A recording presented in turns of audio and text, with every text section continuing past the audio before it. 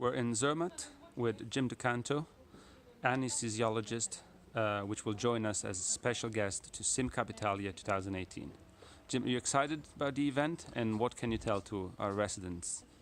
Oh, I'm totally excited. I think this is going to be a fabulous event, and I encourage anyone who can to attend to please make the effort and come out, both as a contestant or as a supporter of your team or of your fellow colleagues in training. What I want you all to know about simulation is that traditionally simulation has been looked upon as a tool of the newcomer, the novitiate, the person in training. What I want you to understand, in the current day and age, we're discovering that simulation can take an established professional and take them to a new level of practice, a new level of understanding. It can change your practice, it can help you, it can help your patients. So then, see you in Novara.